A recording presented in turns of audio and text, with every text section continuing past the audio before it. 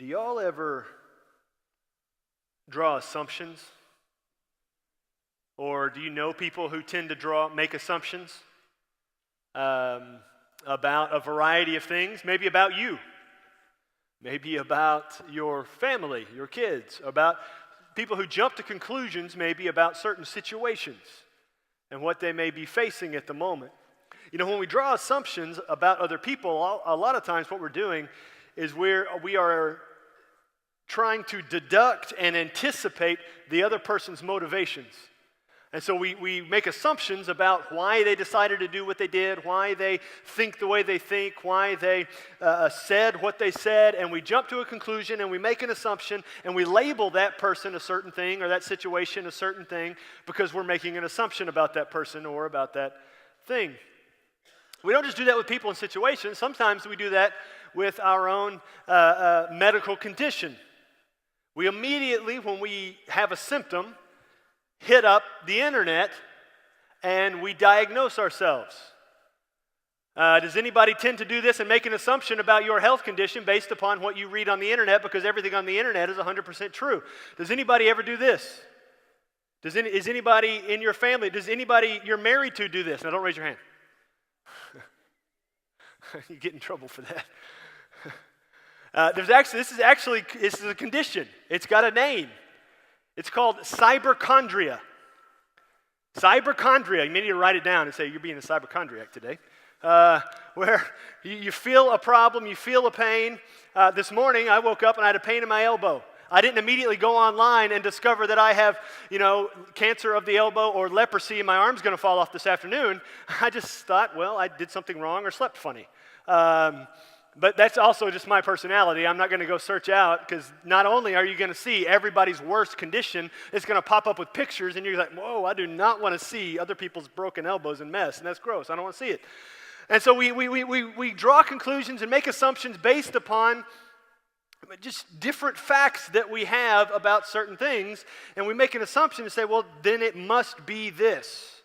But a problem with that is we have, let's say, in a certain situation or about a scenario or even a person or decisions that are made, there's like 100 different facts that have to be known before a proper conclusion can be drawn about a situation. And we may have the first 9 facts about the situation. And we may know the 100th fact, we know the end conclusion, but we're missing the 90 in the middle. And so what we do is we go from fact number 9 and jump to fact number 100 and make an assumption about a person or a situation or a decision that is made and say, well, then it must be this, without going through all the stuff in the middle. We don't experience what that person has experienced.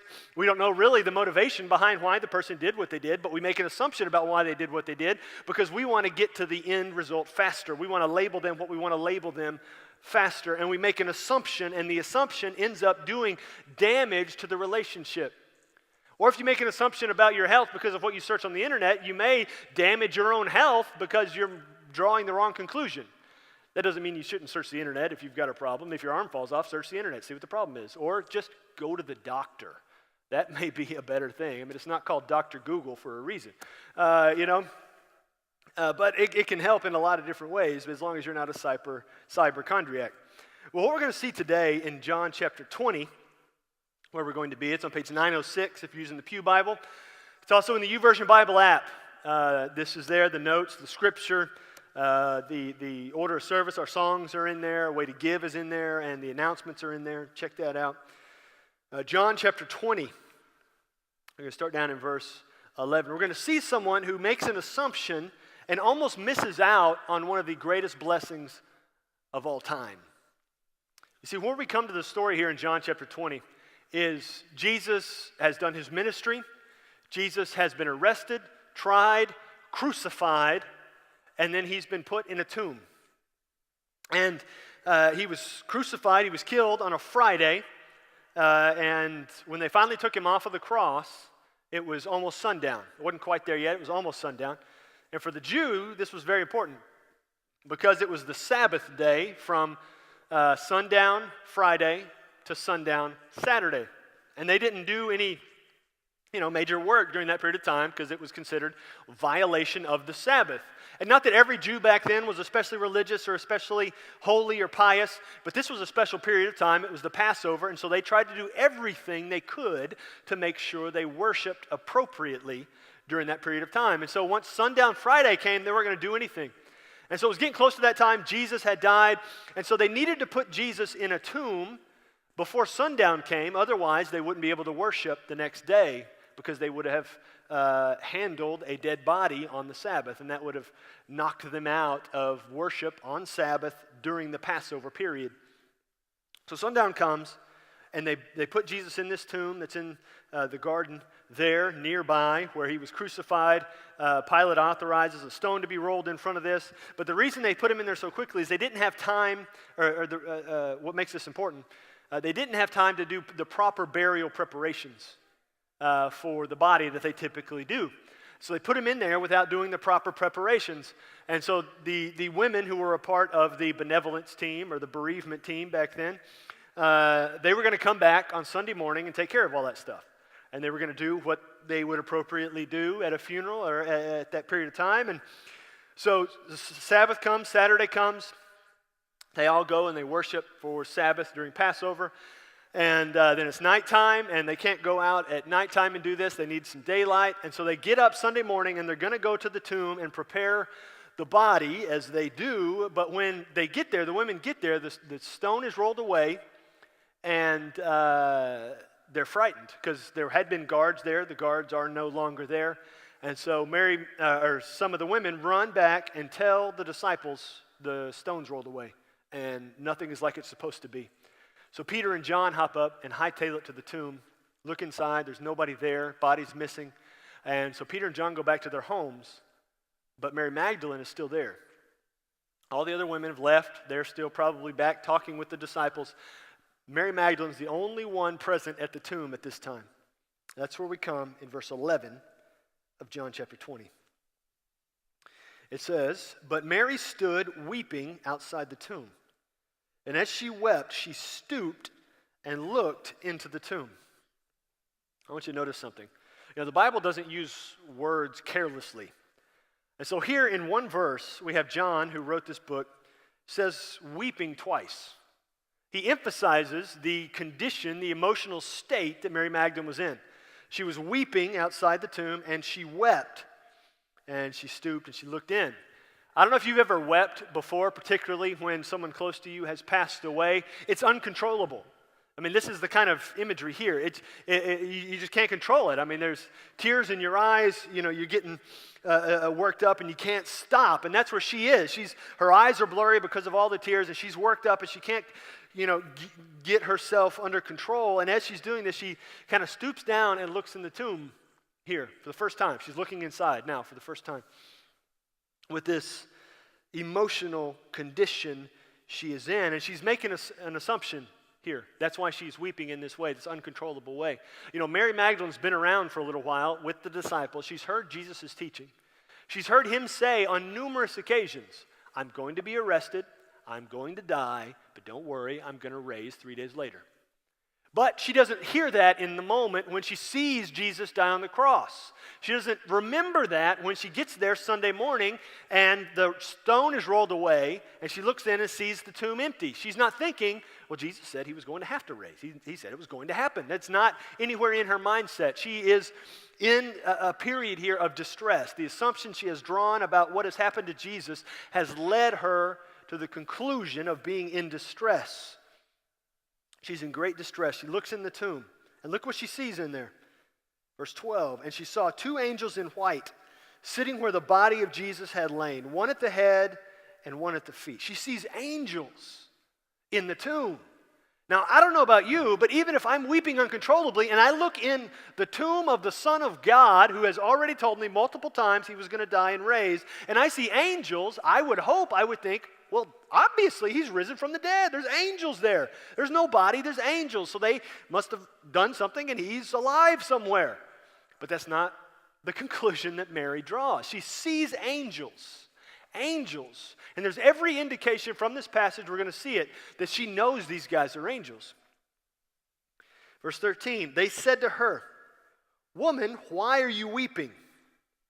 And she said to them, They have taken away my Lord, and I do not know where they have laid him. Now she uses they here. They have taken away my Lord. We know, there's other times people say they have taken the body of Jesus. The Pharisees devised this elaborate plot to say that the disciples had stolen the body of Jesus. But that's not who Mary's talking about, because she was just with the disciples. They had just come to the tomb. And so Mary's conclusion she's drawing is that the Pharisees, the chief priests, have come and they've taken Jesus' body and they're going to do something despicable with it. She's saying to the angels, they have taken his body. To the angels, the supernatural beings who are there in front of her, she's saying that Jesus' body was stolen.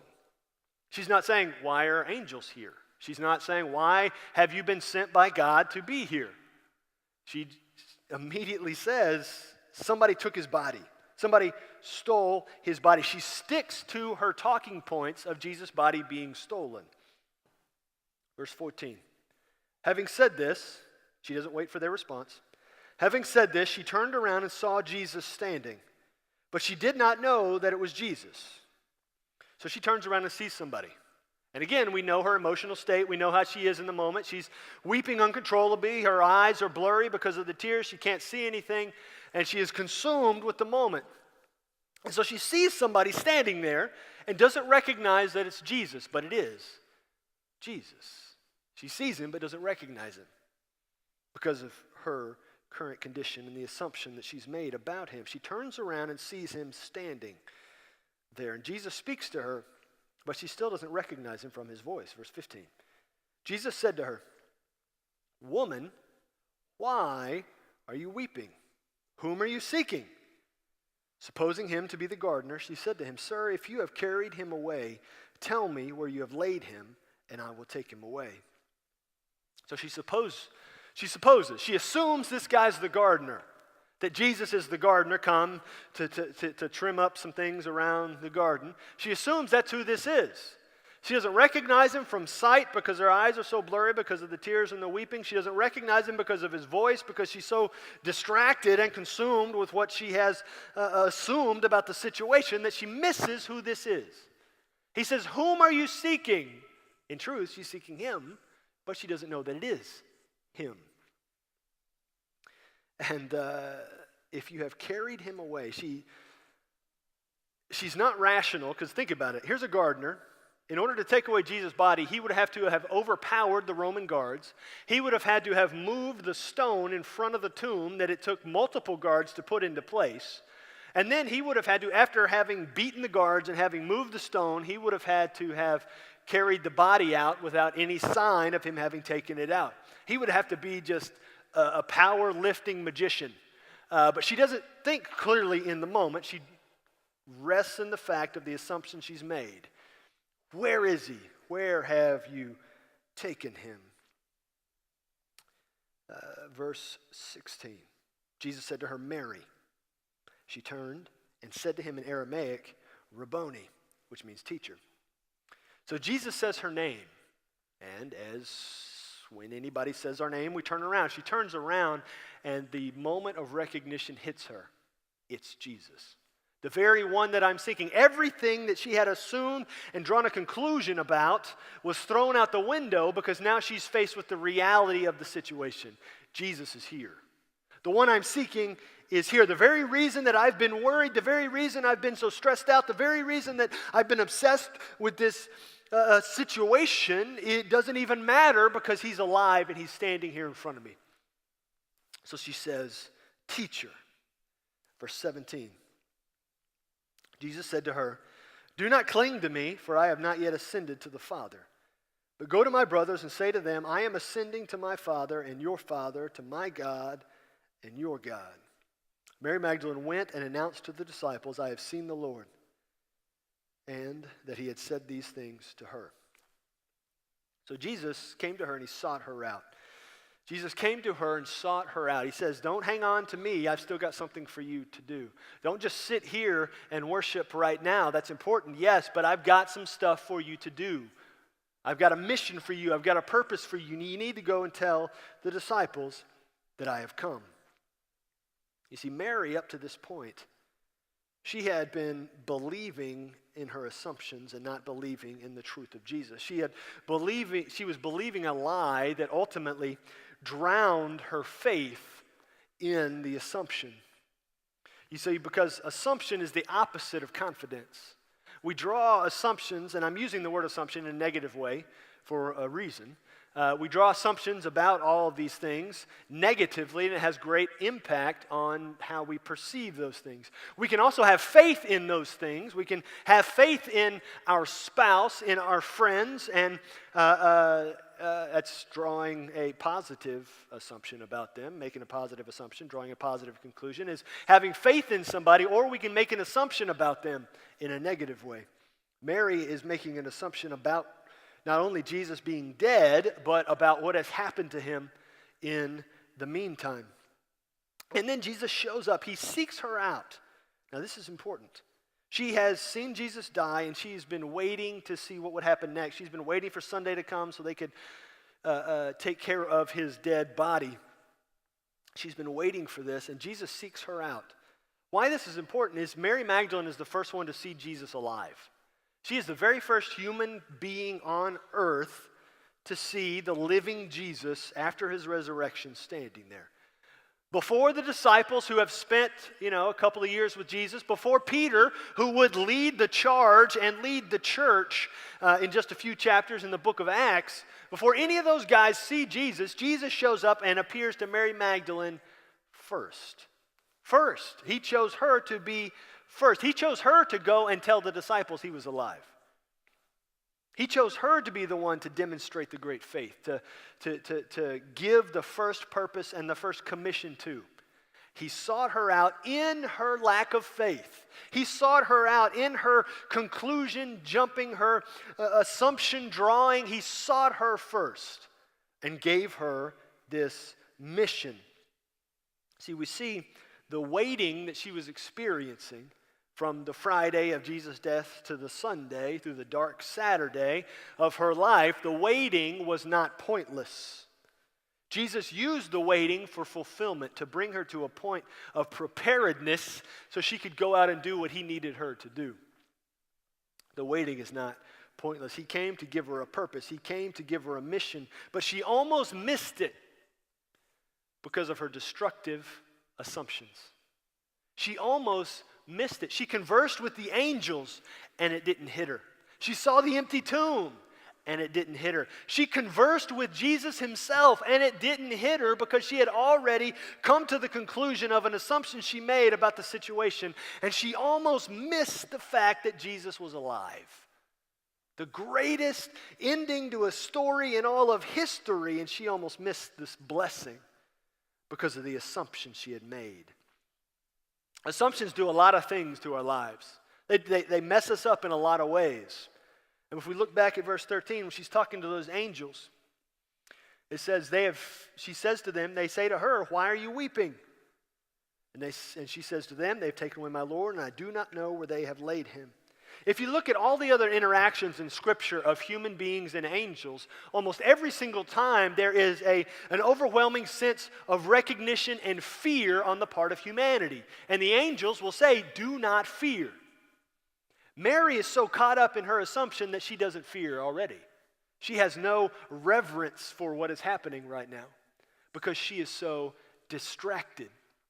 Assumptions distract us.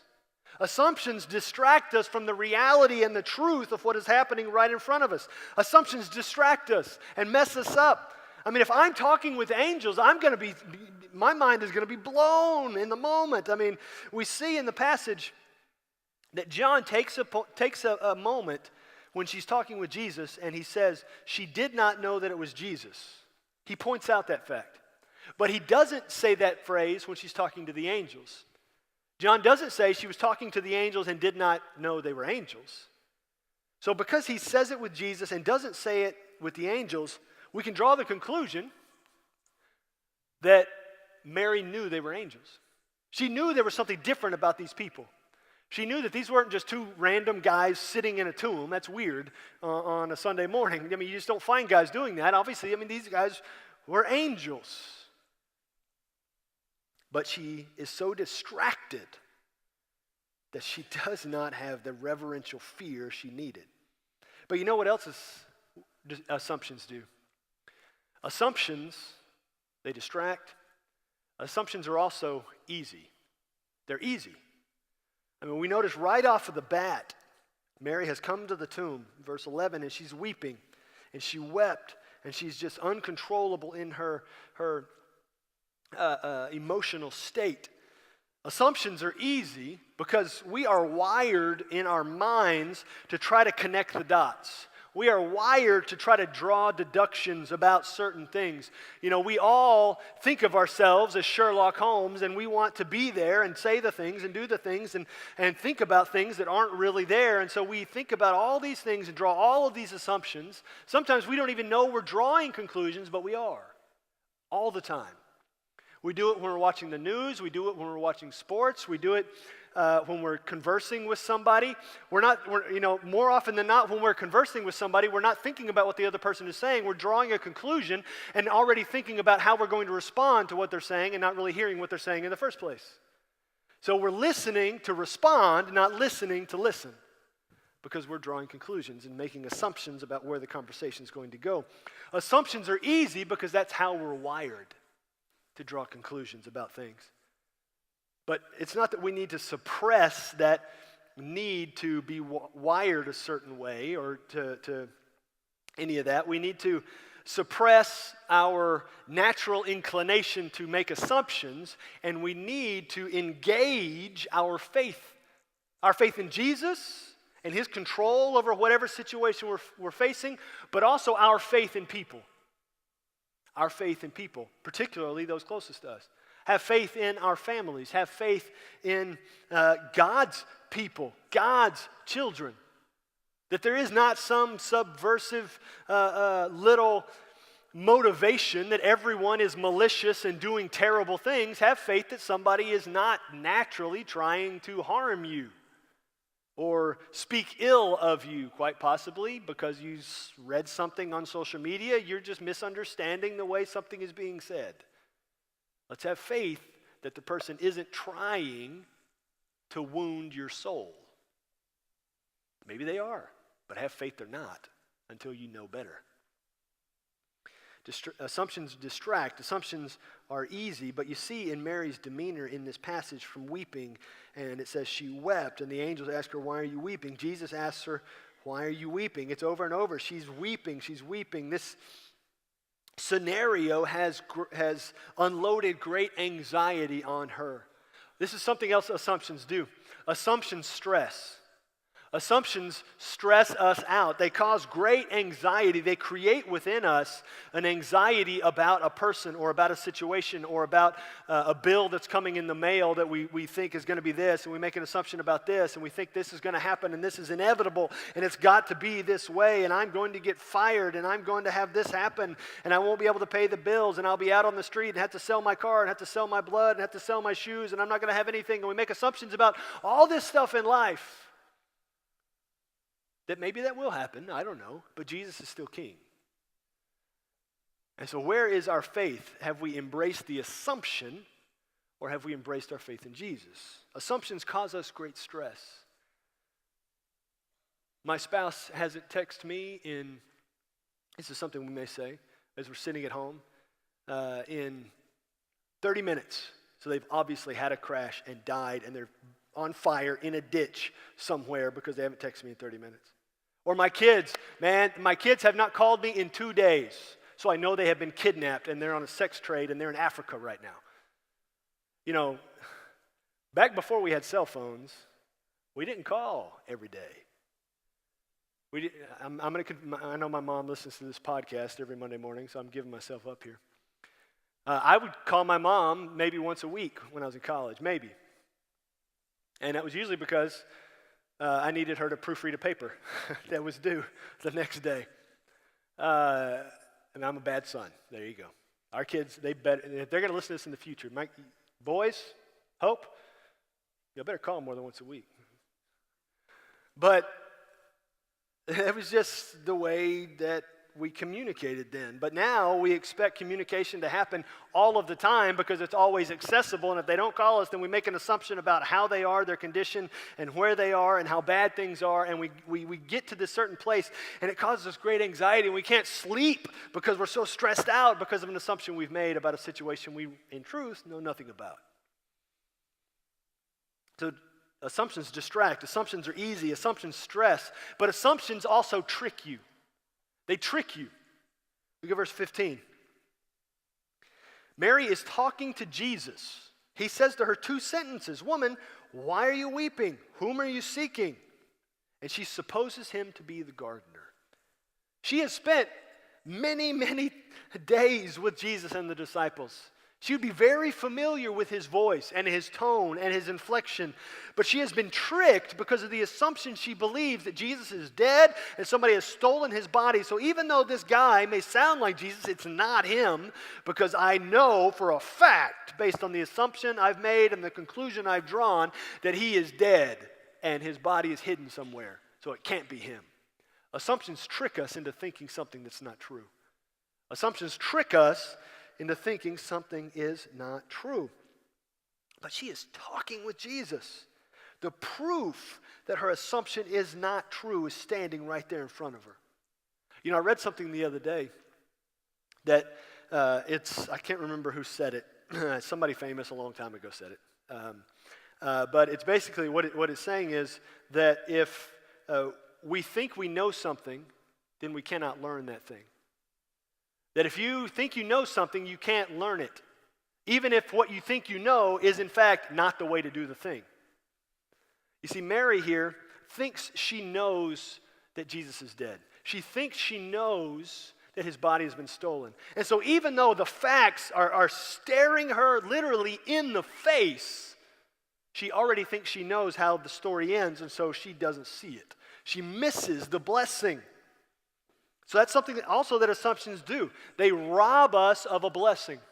They rob us of the truth. They rob us. They steal our joy. How often do we make assumptions about people in our own household, negative assumptions, and we miss a blessing or the truth that could be a greater and deeper relationship because we're making an assumption about somebody we're living under the same roof with? They rob us. Assumptions rob us. And assumptions are a strategy of the enemy to mess us up and take us away from Jesus. And the enemy is using that with Mary here. So assumptions distract, they're easy, they stress, they trick, they rob. But assumptions are also obsessive. Assumptions, we obsess over our assumptions. We make that conclusion, we jump to that conclusion, and we obsess about it because we know it is absolute fact. We know it beyond the shadow of a doubt. We know it, and it has to be true. It absolutely has to be true because I read it on that blog, on the internet, and that guy, I don't know what else he writes, but he wrote that one, and it sounded nice, and so it has to be true. It has to be true. My spouse did that thing, and so that has to be their motivation. My kids said that one thing, and so they have to think that way. That person wrote that one thing on social media, and so they must be a terrible person who's dying and going to hell. And I'm going to pray that they have a car wreck, but don't die, but just get messed up a little bit. Maybe you don't do that. Maybe you just think it. You don't want to admit it in church, but we do. We obsess over the assumptions we make. That has to be their motivations. That has to be why this is happening to me. And we obsess about it. We are consumed with it. That's why Mary is weeping outside the tomb. She's weeping when she sees it empty. She's weeping when she sees the angel. She's weeping when she's faced with Jesus because she is so obsessed with the assumption she's made that she misses the fact that Jesus is there the whole time. Something else that assumptions do. If you see there, she talks with the angels. She talks with Jesus. She sees Jesus in her peripheral vision there. It's not until she turns and recognizes her name there, and he calling her name, she turns and looks at him, that it finally hits her that this is Jesus, because assumptions are screaming at us all the time. Assumptions yell at our base design to draw conclusions and connect the dots. Assumptions are yelling at us all the time because we do it all the time. We see a story on the news or on somebody's news feed about a particular thing, and we make an assumption about that politician or about that preacher or about that news story about that one issue that happened 20 years ago. And we draw a conclusion about the person that they're talking about and maybe miss the fact that maybe the story is biased and not really saying the truth. And so we make an assumption. So the next time we hear that person's name, we have that label on our mind. Well, that person's a liar. Well, that person's a cheat. Well, that person's an adulterer. Well, that person is a thief. All because of that one news story we saw that maybe was, in fact, not the truth. And we don't really think about it not being the truth because we make an assumption about the character of that person based upon hearsay that somebody else said. We draw assumptions, make assumptions, draw conclusions all the time because it is screaming at us all the time to make assumptions, to get to the end faster. I got in trouble for getting to the end faster in college. I was in college algebra, and it was in my mindset taking college algebra to get to the end faster, to get done faster. And, you know, my oldest son has inherited this, hasn't he? Get to the end faster. And so I would do the math in my head or get my, T1 calculator. Remember those? I don't know if they still have those. Big, whatever it is. You have them on your phone now. But, I'd punch it in, do it real quick, and I'd write the answer and move on. And try to get done my work as fast as possible, turn it in so I can leave and go on because I think I had basketball next. I took basketball as PE because that's, better than other things. And so I would do this and try to get done as fast as possible. And the teacher couldn't, get mad because the answers were right, but she would get mad because I didn't show my work. And so she started offering extra credit if you showed your work. And so I would do the problem, write the answer down, and I'd get to the end, and I would, this is how bad it was, I would determine what I wanted my grade to be, whether, I wanted this. We had this test, and I would think, okay, that's 5 tests, and then the final is like 50% of your grade, and so you take this and you add that, and so this only needs to be like an 80, low 80, so I'll just show my work on 5 of them, and I'm good. That's what I'd be thinking in the moment, and not thinking I need to, do what the teacher wants me to do. I'm, repentant and past that, and that's the last math class I ever had. Praise Jesus. But I wanted to get to the end as fast as possible. And we all want this, right? That's why we hit the microwave and not the crock pot. That's why we don't even think about turning the oven on because the microwave takes 30 seconds and the oven's got to heat up and then it's got to heat the thing up and then it takes like 40 minutes and this takes 30 seconds and never mind that it messes the bread up a little bit. I'm okay because I get it faster and I'm good with that because I want it faster. Get me to the end faster, which is me eating the thing and tasting yummy and feeling good. I want to get there faster. But that's because it's yelling at me. In that case, my stomach is yelling at me. The pizza is coming. I want it. And when it comes to our lives, assumptions are yelling at us, get to the end conclusion faster. And so we make assumptions about other people and draw conclusions about situations. But if you look at that, assumptions distract, they're easy, they stress, they trick, they rob, they obsess, they yell. Assumptions destroy. They destroy. They destroy faith. They destroy relationships. They destroy purpose. They destroy mission. And assumptions destroy confidence. It destroys everything that we have set up in our lives when we start making assumptions about everything. It destroys all of it. If all you do all day long is make assumptions about your spouse, you're going to destroy the relationship that God intended to be there. If all you do all day long is make assumptions about the people surrounding you, then you're going to destroy those relationships. If all you do is make assumptions about the path forward and what God has planned for you, then you're going to destroy what God wants to do with that period of time. If all you're doing is making assumptions and not relying on God and having faith in Jesus' plan for your life, you're going to destroy what He has set forth for you to accomplish. Assumption destroys, but faith builds. Assumption destroys, faith builds. Having faith in your spouse builds the relationship. Having faith in your kids builds the relationship. Having faith in the people around you builds the relationship. Having faith that Jesus knows what he's doing and what he has planned for you and the steps he has in front of you builds that relationship. Faith builds. And think about it just for a second. How would your life be different if you lived off of faith instead of jumping to assumed conclusions?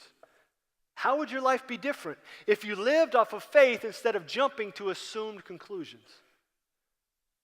And so we've got to come to that point to where we have to say, I'm not going to be a conclusion jumper. I'm not going to be an assumption maker. I am going to live off of faith because faith builds. I am going to live off of faith. I am going to let that be my life's sustenance, faith, because that is truly what feeds me. Live off of faith because nothing else can truly satisfy. If you make an assumption about somebody and draw a conclusion about a situation, you're going to want to keep doing that because it satisfies a sinful need within us to think negatively about others because it makes us feel better about ourselves. So we make assumptions and we draw conclusions and it turns into bad situations and it destroys this relationship. Instead of having faith that God has designed us to have in him, that his plan forward is the way to go. Faith builds. So live off of faith.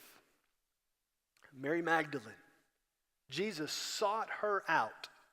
She was hopeless. That's why she's weeping. She's hopeless because of the assumption she's made and the conclusion she's drawn. But Jesus still sought her out and came to her specifically.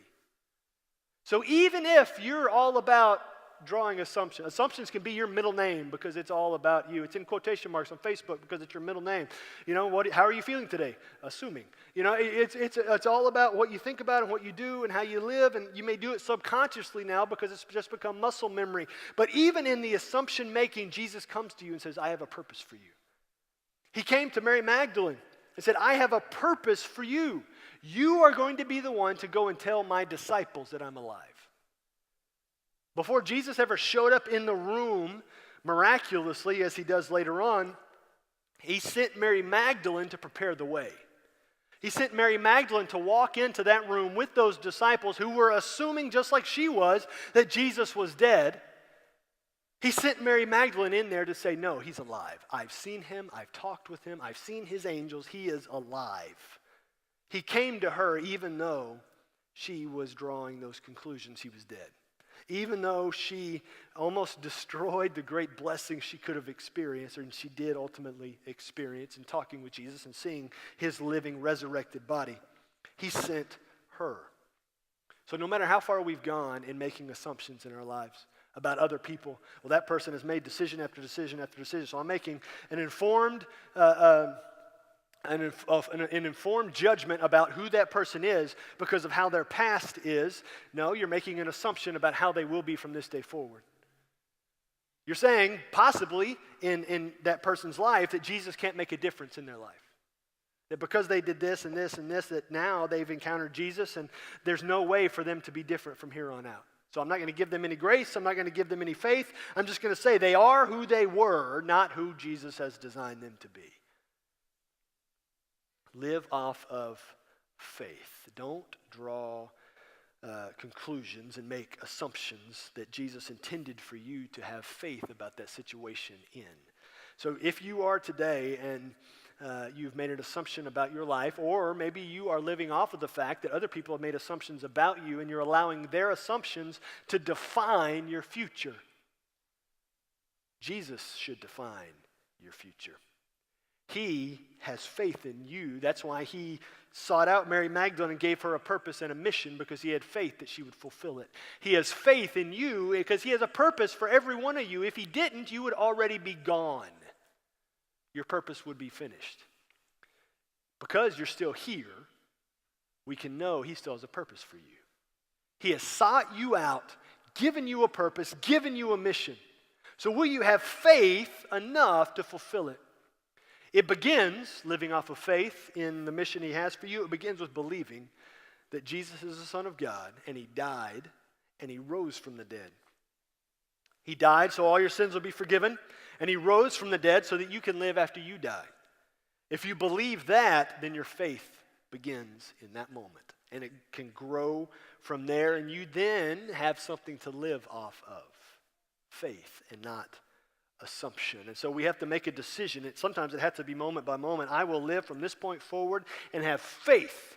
Live off of the faith he has supplied me in what the rest of my life will look like. The purpose he has for me. Now, beyond this moment, we don't know a whole lot about Mary Magdalene. What she did from here on out. Where she went. All we know is she had a lack of faith. She was sought out by Jesus, given a purpose, and she went and fulfilled that purpose.